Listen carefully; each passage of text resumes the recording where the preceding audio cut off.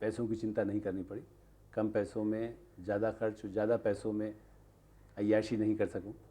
इसमें इसको कहना चाहिए कि अय्याशी उस रूप में कि आप कैसे फिजूल खर्च, इसको कहना चाहिए कि आप ज़्यादा कहीं भी खर्च कर रहे हैं, होटलों में 10,000 रुपये खर्च कर रहे हैं, क्लबों में उतना खर्च कर रहे हैं, तो मेरा प्रेस क्लब का भी खर्च ज़्यादा नहीं है। इस मुकाम पर आने के बाद जब आप पीछे मुड़कर देखते हैं तो आपको लगता है कि कोई एक दुख है, कोई कसक, या जो आप काम करना चाहते थे वो नहीं कर पाए? देखिए, यूँ तो ऐसा कहना चाहिए कि मैंने बहुत कुछ कोशिश की और हमेशा मेरी डिक्शनरी में मैं हमेशा कहता हूँ नो नहीं है। कोई इसको कभी कभी तानाशाही का रूप भी माना जा सकता है कि भाई वो नहीं होना चाहिए, लेकिन फिर भी मुझे ऐसा लगता है कि अभी कसक उस तरह की है कि और भी अधिक मुझे करना चाहिए। जैसे आगे मेरे आदर्श जी रहे, राजेंद्र माथुर रहे, तो अब जैसे जो चाहते थे, आगे जी भी चाहते थे कि एक राष्ट्रीय ऐसा अखबार हो जो हर जगह से हो। राजेंद्र माथुर जी चाहते थे कि राष्ट्रीय अखबार वही होगा। तो आज मैं इस उम्र में भी, मेरी 54 वर्ष में पूरे किए हैं, लेकिन मुझे लगता है कि आज भी मैं ऐसा अखबार में मैंने कोशिश तो मैं 1988 से कर रहा हूँ कि ऐसा विकसित किया जा सके कि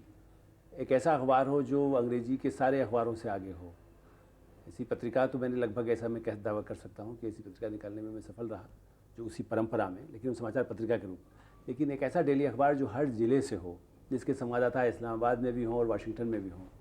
ऐसा मेरी कसक है। हो सकता है कि आने वाले वर्षों में कोई मेरा ये सपना, जिसको कहें, जो मेरे बुज़ुर्गों का सपना था, कहना चाहिए राजेंद्र माथुर जो मेरे पिता रहे और जिनसे मैंने बहुत सीखा, नई दुनिया से लेकर के नवभारत टाइम्स तक, वो मेरे मन में अभी भी कसक है कि वो चाहते थे। उस समय भी मैं पटना में, उन्होंने मुझे भेजा चुनौती के रूप में, वो अखबार को मैंने आर्थिक रूप से भी सफल कर दिया, लेकिन फिर वो चाहते थे कलकत्ता में एडिशन निकलेगा, हैदराबाद में निकलेगा, अहमदाबाद में निकलेगा, या एक ऐसा अखबार हो जो सबसे अधिक बिकेगा। तो अब बिकने वाले अखबार तो बहुत हो गए, लेकिन एक संपूर्ण अच्छा अखबार जो सही माने में कह सके, और वो तो यही कहते थे कि जिले स्तर पर वही एक अखबार होगा तब होगा।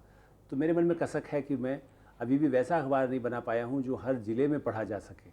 कम से कम सारे उत्तर भारत में। हो सकता है मैं ऐसे अखबारों में संपादक रहा जो 3-4 राज्यों में सीमित रहे, लेकिन जो इच्छा है हमारी है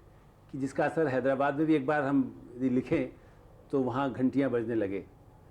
वो मेरे मन में है। और मेरा विश्वास है कि ऐसा समय आएगा, हो सकता है मेरे साथ की पीढ़ी, मेरे बाद की पीढ़ी इस सपने को पूरा करने में मुझे साथ दे। आप कई बड़े पत्रकारों के साथ ही बड़े साहित्यकारों के संपर्क में भी आए, अज्ञे से लेकर श्रीकांत वर्मा और मनोहर श्याम जोशी से लेकर विष्णु नागर तक। तो इनके साथ और इनके साथ रहते हुए, इंटरेक्शन करते हुए, इनके व्यक्तित्व की कौन सी ऐसी अनछुए पहलू हैं जो आप शेयर करना चाहते हैं?